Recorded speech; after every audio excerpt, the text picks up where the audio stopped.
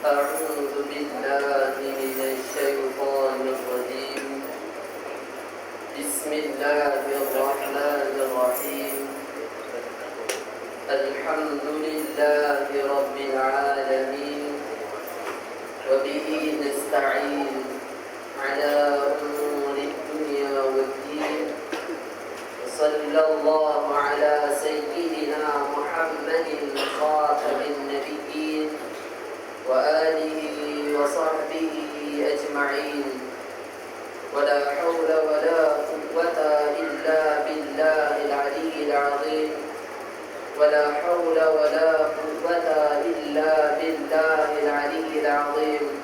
ولا حول ولا قوة إلا بالله العلي العظيم. أما بعد، قال الله تعالى في كتابه الكريم بعد أعوذ بالله من الشيطان الرجيم: يا أيها الذين آمنوا إذا قيل لكم تفسحوا في المجالس فافسحوا يفسح الله لكم، وإذا قيل انشزوا فانشزوا يرفع الله الذين آمنوا منكم والذين أوتوا العلم يرفع الله الذين آمنوا منكم والذين أوتوا العلم درجات، والله بما تعملون خبير. صدق الله العظيم. قال النبي صلى الله عليه وسلم: فإنه من يعش منكم من بعدي فسيرى اختلافا كثيرا، فعليكم بسنتي وسنة الخلفاء الراشدين المهديين، تمسكوا بها وعضوا عليها بالنواجذ. Alhamdulillah, bersyukur kepada Allah Subhanahu wa taala kerana dengan limpahan dan juga kurniaan daripada Allah Subhanahu wa taala dan juga penuh belas kasih sayang daripada Allah Subhanahu wa taala. Allah Subhanahu wa taala golongkan kita pada golongan hamba yang taat kepada Allah Subhanahu wa taala. Dan kita bersyukur kepada Allah Subhanahu wa taala kerana kasih sayang daripada Allah Subhanahu wa taala. Allah Subhanahu wa taala takdirkan kita berada di dalam kebaikan, harap maklum dan juga kita sedia maklum. Kita beriktikad, kita bermazhab dengan mazhab maupun dengan i'tiqad ahli sunnati wal jamaah. Di dalam mazhab maupun di dalam i'tiqad ahli sunnati wal jamaah dan dinisbahkan dengan hadis Nabi sallallahu alaihi wasallam. Nabi sallallahu alaihi wasallam bersabda: qadrihi khairihi syarrihi min Allah taala. Segala sesuatu yang baik dan juga segala sesuatu yang buruk hakikatnya datang daripada Allah Subhanahu wa taala. Kita bersyukur kepada Allah, banyak manusia saat ini dalam keadaan maksiat kepada Allah. Saat ini berapa banyak manusia dalam keadaan lalai kepada Allah. Saat inilah Allah Subhanahu wa taala golongkan kita pada golongan hamba yang taat kepada Allah Subhanahu wa taala. Orang beriman, orang bertakwa kepada Allah, dia tidak akan lakukan amalan saleh, dia tak akan buat satu amalan kebaikan dalam keadaan hati punya penuh riak. Tidak. Hati-hati hamba yang bertakwa kepada Allah, hati-hati orang yang beriman kepada Allah, dia tidak akan mengabdikan diri kepada Allah, dia tidak akan kembali kepada Allah, dia tak akan sujud kepada Allah, dia tak akan buat satu amalan saleh dalam keadaan merasakan dia hebat nak berbanding orang lain yang macam mana orang lain tak buat ibadah macam dia buat. Tak. Orang beriman punya satu yang dalam hati, apabila dia mengabdikan diri kepada Allah, apabila dia buat kebaikan, maka hati dia dalam keadaan penuh bersyukur kepada Allah Subhanahu wa taala. Sebab itu Imam Ahmad ibn Hanbal rahimahullah taala, satu hari Imam Ahmad ibn Hanbal masuk pasar. Kemudian Imam Ahmad ibn Hanbal keluar pasar dalam keadaan berlungkup beg plastik kat tangan. Banyak beg plastik kat tangan. Kemudian anak murid kepada Imam Ahmad ibn Hanbal tegak, "Wahai Imam, beg plastik yang kau tengah pegang, bawa sini wahai Imam, bawa mai sini biar kami tolong kau wahai Imam." Kemudian Imam Ahmad Ibn Hanbal, seorang ulama ijtihad, seorang ulama mujtahid, seorang ulama di dalam mazhab. Maka Imam Ahmad Ibn Hanbal lepaskan plastik kemudian teriak. Apa kata Imam Ahmad Ibn Hanbal? Kalian punya sifat yang baik, kalian punya sifat yang dipuji di syarak, yakni kalian punya sifat al-mahmudah, yakni kalian punya sifat berhusnuzan kepada aku, yakni kalian punya sifat bersangka baik kepada aku. Sebab apa kalian punya sifat sedemikian? Kerana kasih sayang daripada Allah. Allah Subhanahu wa ta'ala meletakkan tirai yang sangat besar di belakang aku, sehingga kalian tak nampak maksiat yang aku lakukan di belakang kalian. Sekiranya tirai ini dibukakan oleh Allah, atau erti kata yang lain, sekiranya hijab ini dibukakan oleh Allah, kemudian Allah Ta'ala nampakkan segala dosa-dosa yang aku lakukan di belakang kalian, nescaya kalian tak akan memuliakan aku, nescaya kalian tak akan bantu aku, nescaya kalian tak akan belajar ilmu yang ada kepada aku, bahkan kalian akan ludah di wajahku dan kalian akan lari. Tapi kasih sayang daripada Allah, Allah Subhanahu wa ta'ala menutupi keaiban aku dan kalian merasakan aku orang yang hebat, aku orang yang berilmu. Jadi orang beriman, kita akan punya sifat dalam ibadah, dalam keadaan berilmu, dalam keadaan penuh riak, apatah lagi takabur berhujud. Orang beriman, bila dikembali kepada Allah, dibuat amalan saleh dalam keadaan penuh mengharap kepada Allah dan penuh bersyukur kepada Allah Subhanahu wa ta'ala. Tuan-tuan dan juga puan-puan dirahmati oleh Allah Subhanahu wa ta'ala, saya nak kongsikan kepada tuan-tuan, tajuk yang saya pilih adalah 3 perkara yang menempahkan seorang itu ke dalam syurga. 3 jenis amal. Contoh yang saya ambil dinisbahkan dengan hadis Nabi sallallahu alaihi wasallam, yang mana hadis ini diriwayatkan oleh Imam Bukhari dan juga hadis ini diriwayatkan oleh Imam Muslim rahimahullah ta'ala. Saya rasa saya cerita ni saya dah pernah cerita kat surau ni kot. Kuliah kelas kan, tak ingat. Mungkin saya dah pernah cerita dari kuliah hari tu, pembahasan kitab Bunyatul Musallin dalam bab Muqaddimah. Saya mungkin dah pernah cerita ni, tapi saya ulang balik mengenai 3 jenis amal. Dia satu hadis, dia mencakupi 3 amal. Sebelum tu nanti saya ta'aruf siapa saya orang. Sebab saya masuk masjid, masuk surau, orang panggil saya Bangla. Saat lagi kita nak kumpul habis majlis, saya ta'aruf sikit siapa saya daripada mana, saya boleh terlepas di sini. Nabi sallallahu alaihi wasallam bersabda, atau Nabi sallallahu alaihi wasallam bercerita. Hadis ini diriwayatkan oleh Imam Bukhari, ataupun cerita ni diriwayatkan oleh Imam Bukhari dan juga Imam Muslim. Kalau kita tak ada kitab ataupun kita belajar, kita dengar kadang-kadang sebagai rawahu muttafaqun alaih. Apa siapa riwayat hadis tersebut? Kalau rawahu muttafaqun alaih, rawahu muttafaqun alaih adalah hadis yang diriwayatkan oleh 2 orang ulama, yakni Imam Bukhari dan juga anak murid kepada Imam Bukhari, yakni Imam Muslim rahimahullah ta'ala. Cerita ni cerita masyhur, hadis ni hadis masyhur. Semua hadis tu masyhur. Kadang kata ulama tu ada hadis-hadis yang masyhur. Sebab apa dikatakan hadis masyhur? Sebab hadis tu seringkali didengari oleh masyarakat awam. Maka ulama katakan hadis tersebut adalah hadis yang masyhur. Hadis ni famous. Saya tadika dulu saya dah dengar ada cerita ni. Saya ingat cerita ni cerita tabi'in ke, cerita tabi'ut tabi'in ke, atau cerita melawak-melawak ke, cerita saja-saja, tapi tak, memang cerita ni sahih betul. Memang ada hadis ni, memang berlaku di atas muka bumi Allah mengenai 3 orang yang melakukan musafir kemudian sangkut dalam gua, lepas itu tak boleh nak keluar lah.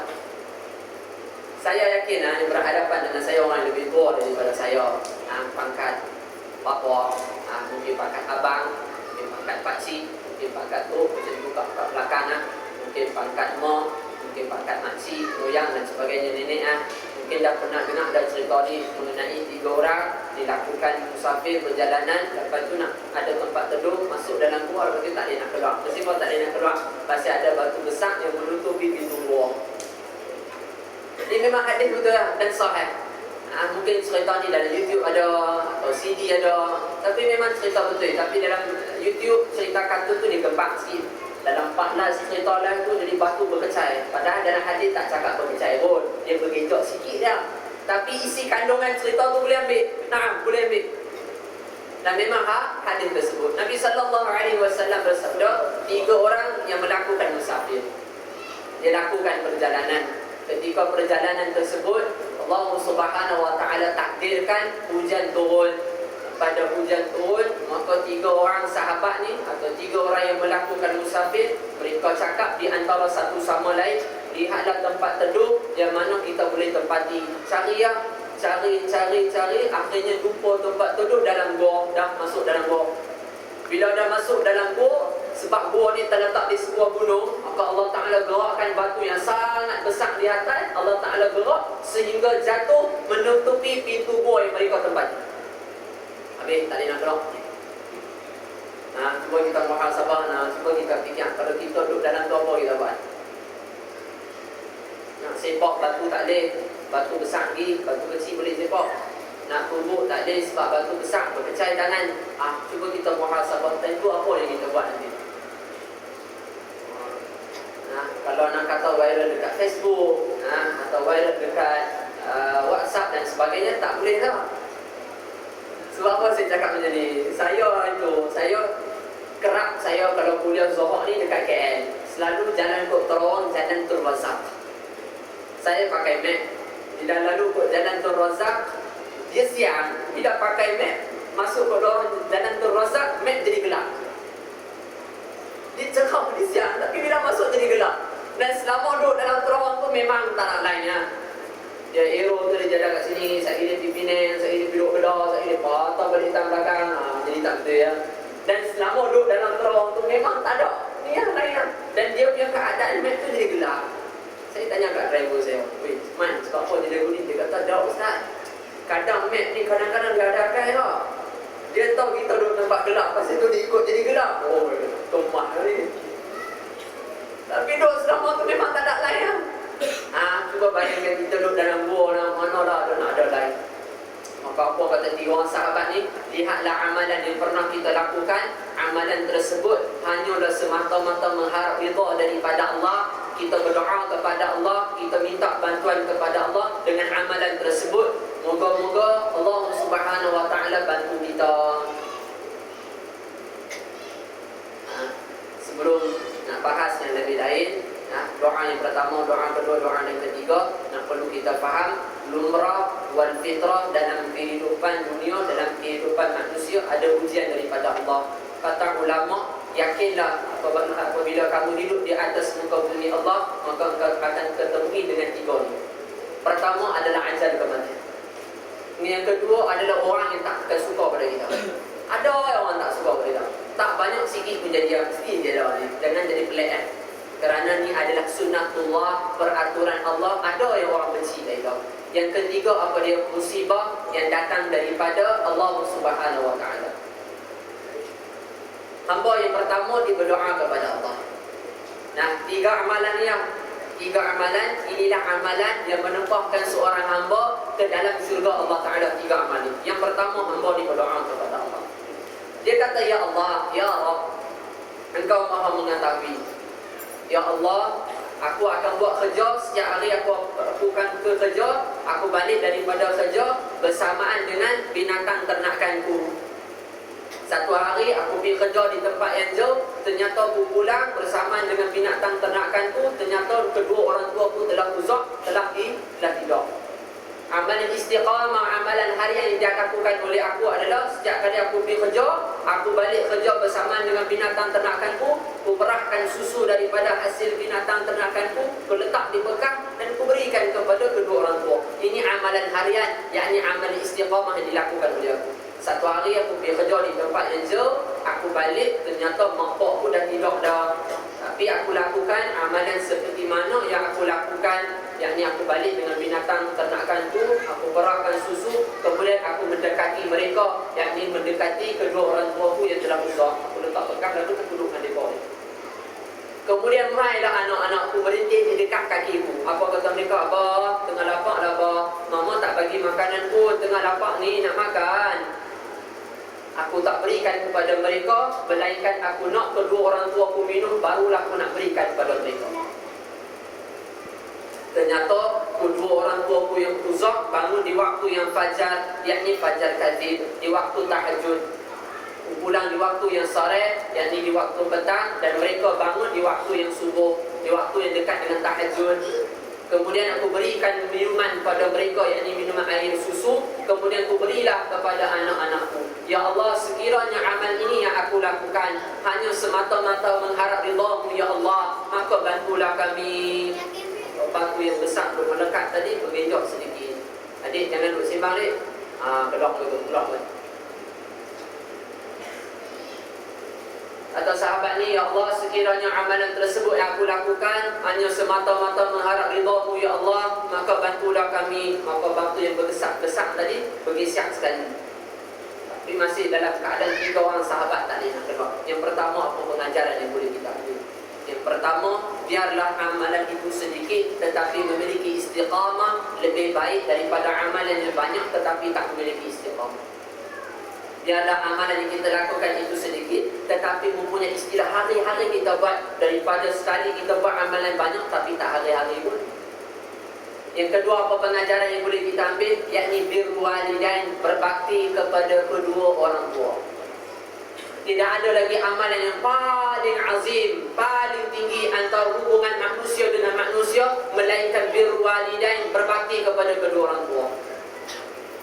Berikan makanan kepada fakir miskin, berikan makanan kepada anak-anak yatim, berikan makanan kepada seseorang yang memerlukan. Ini pahala darjat lebih rendah nak berbanding berikan makanan kepada kedua orang tua. Berikan tanah wakaf, berikan wakaf kepada sesuatu bangunan dan sebagainya, kepada tanah dan sebagainya, darjatnya pahala lebih rendah nak berbanding lagi berbuat baik kepada kedua orang tua. Ini pahala lebih besar. Ada lagi yang amalan yang paling besar antara hubungan manusia dengan manusia. Tapi malangnya kalau ustaz main ceramah, dia salam ustaz, dia cium ustaz, dia peluk ustaz, hari-hari maang duduk dalam rumah tak hati nak salam, tak mencium pula maang. Hari-hari mak duduk dalam, nampak ustaz terus bangun bersibuk, beradab dah nampak ustaz. Hari-hari nampak mak dalam rumah tak hati nak diri ya. Mak masuk rumah tak hati nak diri ya. Cuba kita muhasabah. Kadang jumpa ustaz, abang tak ustaz, kena doa untuk anak saya, tapi mak tak mau minta doa. Sedangkan nilainya doa ulama dengan nilainya doa ibu lebih tinggi. Nilainya doa ibu dan doa ibu kepada Allah tak punya hijab. Kalau nak berbanding doanya ulama, kadang tu punya hijab. Kadang dengan ustaz, kadang dengan kawan boleh buat baik. Sedangkan mak bapak yang hari-hari duduk dalam rumah, apa yang kita ambil manfaat yang kita lakukan ke mereka? Menempa syurga amalan yang pertama apa dia? Birrul walidain, berbakti kepada kedua orang tua. Yang kedua, hamba ni dia berdoa kepada Allah. Dia kata, ya Allah, Engkau maha mengetahui. Ya Allah, aku suka kepada sepupu perempuan aku seperti mana kebiasaan laki-laki suka kepada perempuan. Tak ada istilah wali ya. Aku ni tak mau kahwin lah, kerja aku semayang ya, aku ni wali. Ni mau angkat wali, mau ketuk tanpa lah aku. Ini bukan wali yang mana. Kalau nak jadi wali, ang kahwin lah dia.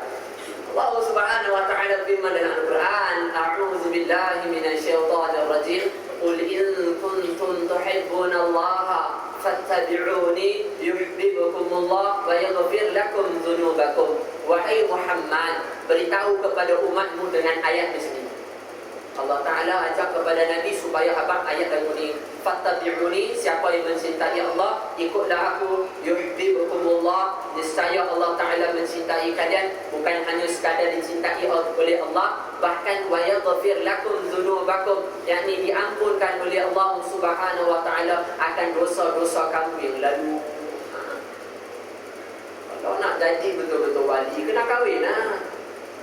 Tuan-tuan boleh jadi wali juga, bukan perempuan. Tuan-tuan, kalau ada anak perempuan bagi kahwin, bukan wali je, lagi besar pahala.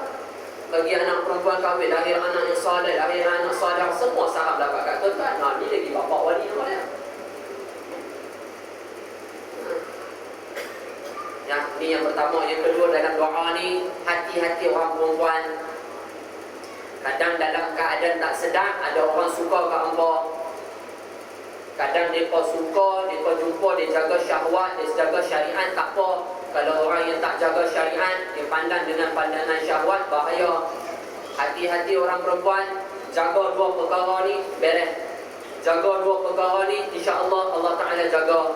Hampa jaga dua ni, Allah Ta'ala akan jaga hampa. Dengan satu diri hampa. Tapi hampa nak kena jaga hubungan dengan Allah tu lebih, yang ni dua ya. Apabila Sayyidatina Fatimah Az-Zahra radhiyallahu ta'ala anha tanya kepada Sayyidina Ali, sebab Sayyidina Ali hadir majlis Nabi. Lepas balik kemudian ditanyai oleh Fatimah, yakni isteri kepada Sayyidina Ali, "Wahai Ali, engkau baru balik daripada mana?" Jawab Sayyidina Ali, "Aku baru balik daripada majlisnya Nabi." Inilah isteri yang bagus. Dia tanya suami bila mana suami balik. Dia tanya barang main pada mana, daripada kerja. Bukan tanya dah dapat gaji ke belum bang. Dia kena tanya apa manfaat yang kau dapat di luar, wahai abang. Ni dah kalau gaji sangat hati-hati orang perempuan dengan kata Sayyidina Fatimah ni. Kata Sayyidina Ali, kami duduk dengan Nabi. Nabi tanya kat kami, siapakah ciri-ciri wanita salihah? Ada sahabat bangun, dia kata, kalau ciri-ciri wanita salihah ni, lidah dia ni pakat basah. Sebab apa jadi basah? Kerana dia zikrullah, yakni ingat kepada Allah. Ada seorang sahabat pula dia bangun, dia kata, "Dak, kalau ciri-ciri wanita salihah, dia habiskan kehidupan malam dia hanya semata-mata untuk lakukan ibadah, mengharap ridha daripada Allah." Kemudian Nabi berdoa lagu tu, Nabi tak abang kaki pun.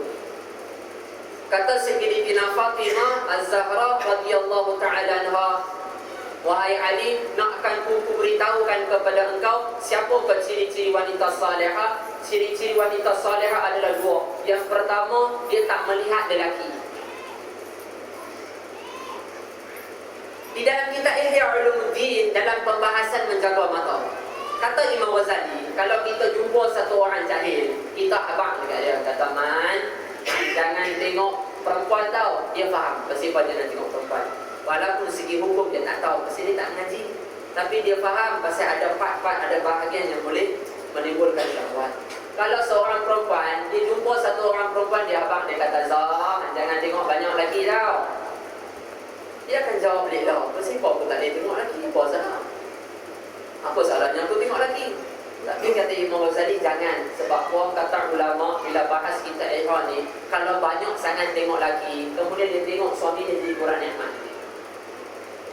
Contoh, dia tengok TV Shah Rukh Khan. Dia 10 tahun sudah dia tengok Shah Rukh Khan. Dah 10 tahun pun Shah Rukh Khan tu handsome lagu tu. Dia kali dia suami, suami aku bertambah tua lagi dah. Luat aku nak tengok dia ni. Dah pangai tak tentu dah. Nampak? Dia jadi kurang nikmat. Yang kedua, kata Sayyidatina Fatimah Az-Zahra adalah yang kedua, perempuan bukan hanya saja dia tidak melihat lelaki, yang kedua dia tak mau diri dia dilihat oleh lelaki. Pertama, dia tak lihat lelaki. Kedua, dia tak mau diri dia dilihat oleh lelaki. Berapa ramai orang perempuan keluar daripada rumah, dia hias diri dia supaya siapa tengok. Cuba muhasabah tadi. Kadang tu dah bergerak isteri dah, Masya Allah, Tabarakallah. Kadang dia punya perhiasan, Allah. Kadang orang main saya punya tahfiz tu, dia bawa dia punya cucu. Dia dah nenek dah. Dah 60 lebih dah. Dia punya make up macam umur 17 dia. Allah. Kita tengok pun takut tu. Tuan-tuan tak apa orang, tuan-tuan dah kahwin, saya tak kahwin lagi. Tengok tu, Masya Allah, bulu rumah ni tau. Makcik nak bagi siapa tengok makcik oi. Berarti ciri-ciri wanita salihah tu dua. Pertama, dia tak kalut tengok lelaki. Kedua, dia tak mau diri dia dilihat oleh lelaki. InsyaAllah Allah Ta'ala akan pelihara daripada mata-mata manusia, akan pandang dengan pandangan yang baik kepada diri kita. Bahkan dia pandang kita, dia dapat hidayah daripada Allah Subhanahu Wa Ta'ala, yakni kepada diri orang-orang perempuan. Okay, sama cerita. Dia kata, "Ya Allah, aku suka kepada sepupu perempuan aku seperti mana kebiasaan laki-laki suka kepada perempuan. Satu hari aku bagi tahu cinta aku kat dia. Kemudian dia tolak cinta aku. Dan aku pergi dalam keadaan penuh kekecewaan." Contohlah. Dia kata, "Aku suka kat Ang." Dia kata, "Meluak aku tak mau kat Ang." Syok sendiri. Contoh begitu. Kemudian beberapa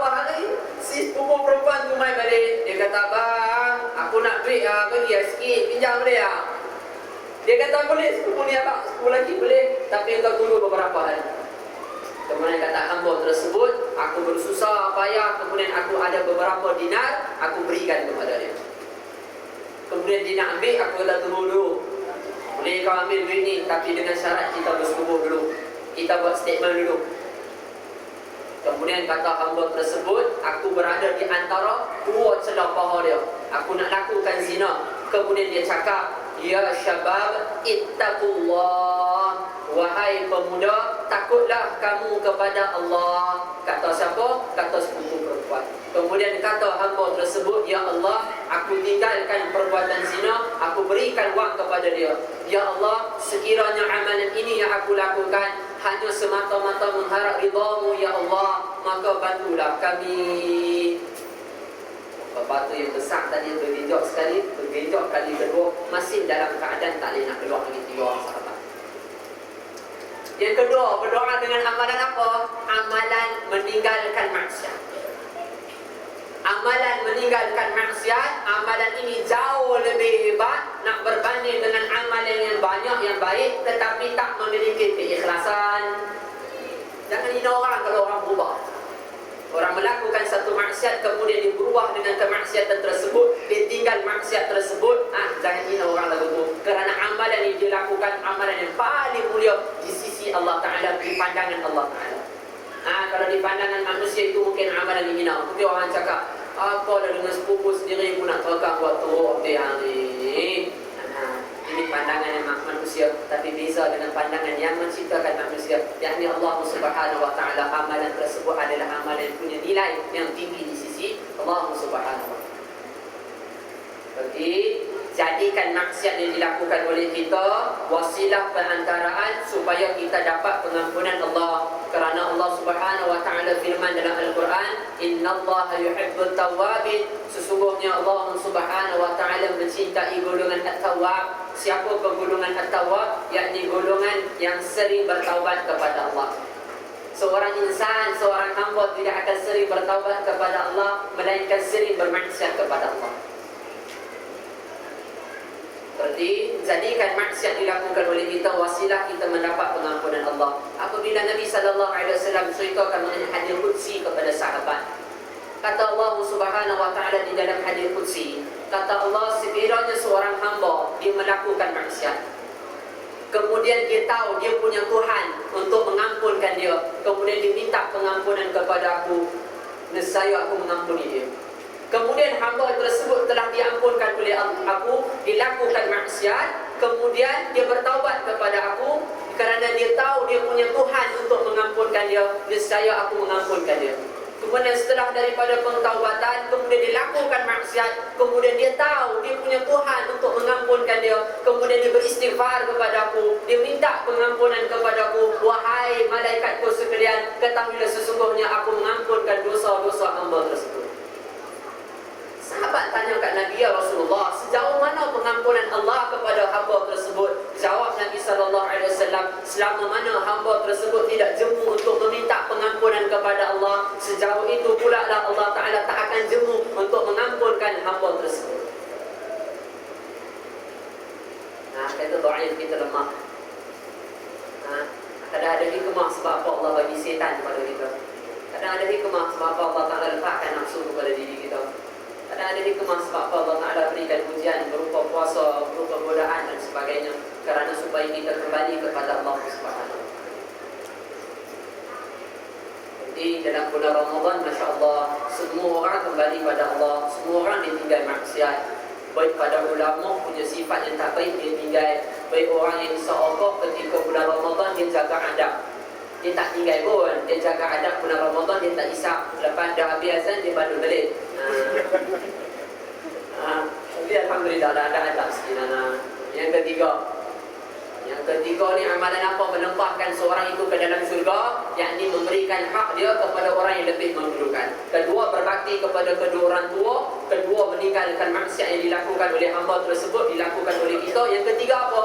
Memberikan hak kita kepada orang yang lebih memerlukan. Siapa ada bos besar kat sini, korporat tinggi-tinggi ni, bos besar tu bayang gaji ke orang kan. Mau dengar pengajaran ni nombor 3 ni. Hamba nombor 3 dia berdoa kepada Allah. Dia kata, ya Allah, Engkau Maha mengetahui. Aku ada kuli, ya Allah, orang yang kerja dengan bawahan aku. Dia buat habis kerja, inilah hasil dia habis buat kerja. Ini hasil dia, contoh. Dah habis hasil buat kerja, aku timbangkan dengan timbalan farak, yakni sejenis ukuran di zaman Arab dulu. Aku timbang dengan timbalan farak, aku lihat, oh, sebanyaknya nak bagi upah banyak ni. Kemudian kuli aku dia main. Dia kata, wahai bos, bawa sini upah. Aku kata ke dia, nak ambil ya. Dia tengok upah toy dia pula, dia tak ambil. Uang yang dia tak ambil, ya Allah, aku manfaatkan, aku gunakan sehingga rumput yang sedia ada bertambah lebih banyak. Lembu yang sedia tu ada lagi bertambah banyak. Sebab aku manfaatkan duit yang dia tak ambil. Dah lama dah dia main balik. Dia kata, bos, takutlah kamu kepada Allah, jangan engkau menzalimi aku. Mana upah yang hari tu yang aku tak ambil, bawa sini. Tuan-tuan bawa, tuan-tuan bawa pegang. Dia ni pun senak perut lah. Ni tak ada kenal cerita mengenal dengan berit lah. Dia tak mau ambil duit, bila susah main minta balik. Ni tak ada kenal mengenal. Kata hamba yang berdoa, engkau nampak tak banyak lembu berserta dengan rumput, semua ambil pada engkau. Dia kata apa, wahai bos, jangan engkau mengejeki aku. Sebab apa? Aku tahu dah kerja aku tak banyak setipan yang kau nak beri pada aku, agak-agak nak beri banyak ni. Kata dia, tak sungguh. Engkau nampak tak lembu yang sedia tu ada berserta dengan rumput, semua ambil pada engkau. Sebab rumput jadi banyak. Asal ada rumput, guna duit, lagi jadi banyak rumput. Dah lama lagi tambah banyak rumput. Mana tak tahu satu hak dia dan hak kuli dia, dia tak tahu. Dia kata, ya Allah, sekiranya pemberian aku ini kepada kuli aku hanya semata-mata mengharap ridha-Mu, ya Allah, maka bantulah kami. Maka batu yang besar tadi bergenjot kali ketiga sehingga 3 orang tadi boleh keluar. Hadal kisah, inilah kisah. Yang ketiga apa dia? Memberikan hak kepada seseorang yang lebih memerlukan. Di dalam Al-Quran ini cerita lain tidak boleh. Dalam Al-Quran Allah Subhanahu wa taala berfirman, a'udzu billahi minasyaitonir rajim, wa yut'imuna at'am ala hubbihi miskina wa yatima wa asira. Sadaqallahul azim. Asbabun nuzul bagi ayat tersebut berlaku peristiwa di zaman Nabi sallallahu alaihi wasallam, yang mana kisah ini berlaku kepada Sayyidina Ali karamallahu wajhah radhiyallahu taala anhu. Sayyidatina Fatimah Az-Zahra jumpa suami dia, yakni Sayyidina Ali. Apa kata Sayyidatina Fatimah? Wahai Ali, wahai suamiku, bila datang kesembuhan kepada Hasan dan juga Husain, kita nazak, kita puasa selama 3 hari nak. Nazak tahu satu amalan yang asalnya tu mubah, yakni habus, atau amalan tu mungkin dia sunat muakkadah, tetapi amalan tersebut boleh jadi wajib kalau diniatkan nazar. Kata Sayyidatina Fatimah Az-Zahra, bila datang kesembuhan kepada Hasan dan juga Husain, wahai Ali, kita niat puasa nazar selama salah satu ayyam, yakni selama 3 hari. Sebab apa Sayyidatina Fatimah Az-Zahra punya semangat dalam ibadah? Kerana Sayyidatina Fatimah adalah salah satu perempuan yang tak mengeluarkan darah haid. So tak payah fikir pasal panjang haid, besok datang ke dok ke apa dan sebagainya, dak. Kerana kehidupan Sayyidatina Fatimah satu saat pun tak akan kotori dengan maksiat, bahkan lalai kepada Allah. Kerana sentiasa dalam keadaan beribadah kepada Allah. Kerana Sayyidatina Fatimah adalah perempuan yang tak mengeluarkan darah haid.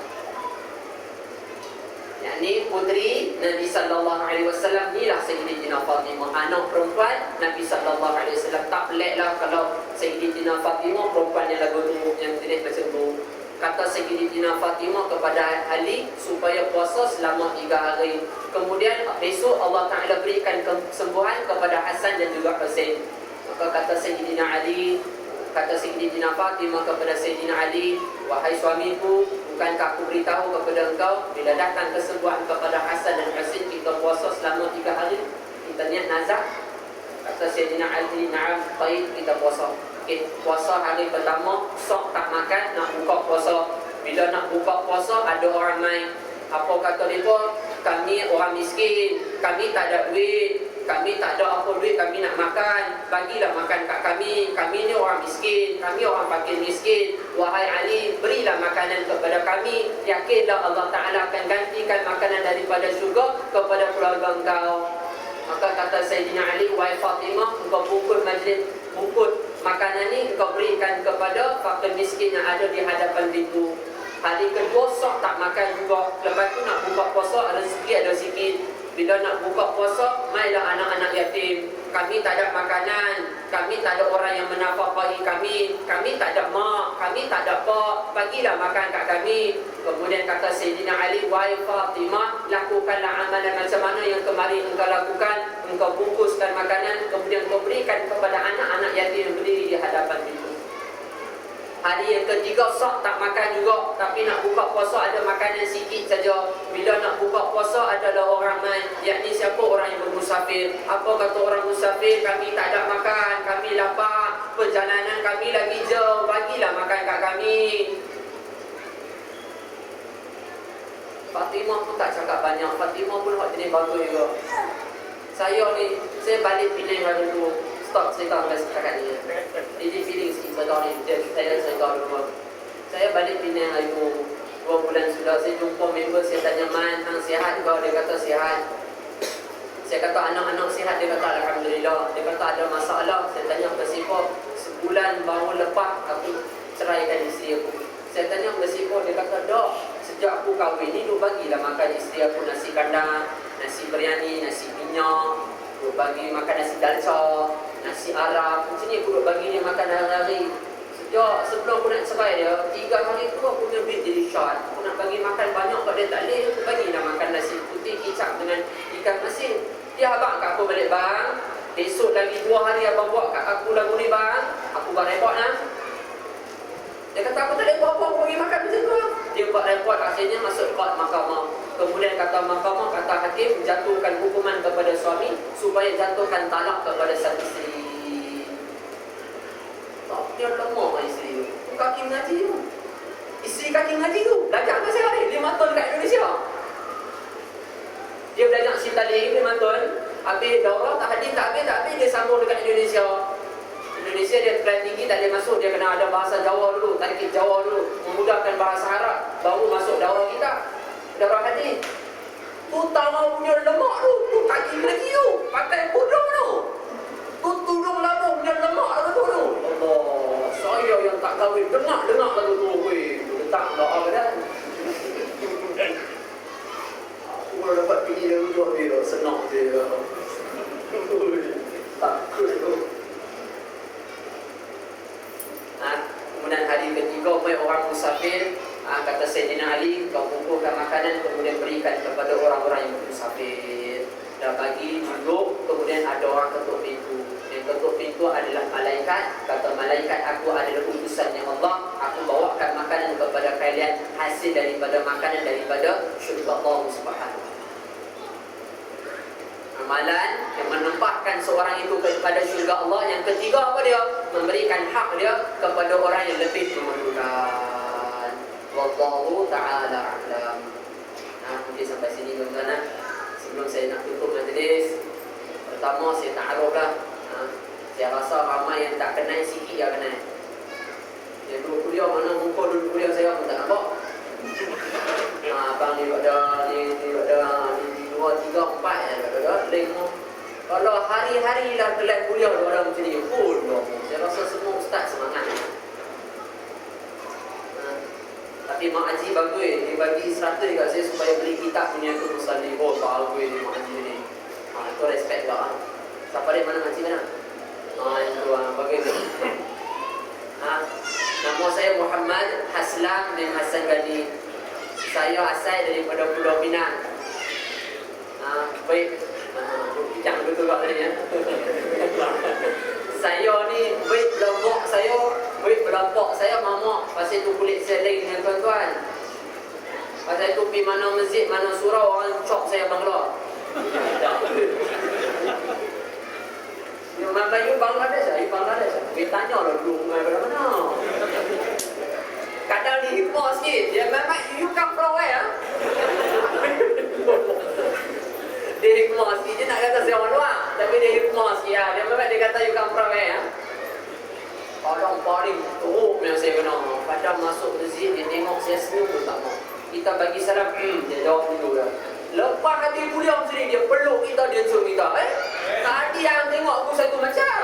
Macam aku curi tabung masjid. Aku dah habis popang bangun nak main kat tu. Oi, pandai dia. Kadang saya dia panggil kuliah, kita dah pergi awal dah, kita duduk tang depan, letak meja. Kemudian dah habis sembahyang sunat, kemudian dia angkat mic. Saya habis sembahyang sunat, dia angkat mic, dia kata minta maaf Al-Fatih Ustaz Aslam tak dapat hadir pada majlis ni. Saya duduk tak baru depan gua, biar aku salah. Saya pergi kat dia balik, saya kata Tuan Haji, malam ni Ustaz Aslam kuliah. Ya, you apa mah? You apa mah majlis? Oh.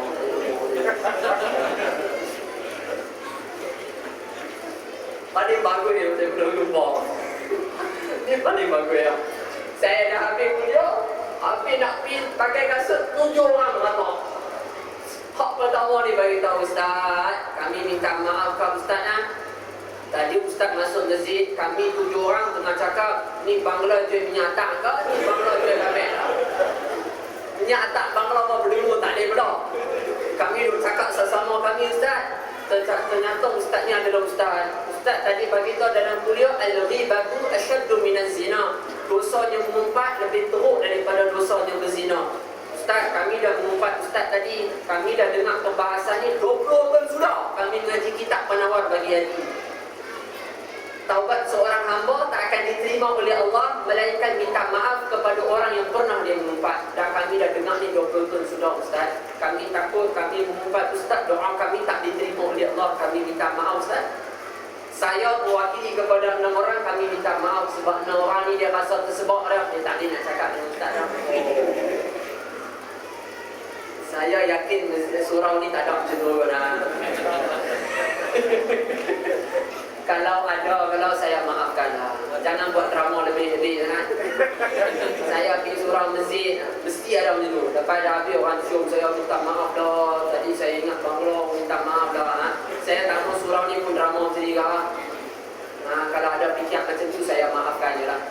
Yang akhir sekali, yang baik itu datang daripada Allah. Salah silap, kelemahan, kekurangan datang daripada diri saya sendiri. Yang terakhir, lupa saya nak abang, minta doa daripada tuan-tuan dan juga puan-puan. Saya muda lagi. Saya memerlukan doa orang yang lebih tua daripada saya. Saya 23, saya tak sampai. Kalian berhadapan dengan saya, mungkin orang lebih tua daripada saya. Mungkin pangkat abang, mungkin pangkat pakcik, mungkin pangkat bapa, pangkat tok, di belakang, pangkat makcik, nenek, kakak-kakak, perempuan. Saya minta doa baik daripada tuan-tuan, baik daripada perempuan. Doa untuk rumah, doa untuk masyarakat, doa untuk anak isteri, doa untuk jiran-jiran, selit-selitlah nama saya. Wallahu ta'ala a'lam. Assalamualaikum warahmatullahi wabarakatuh.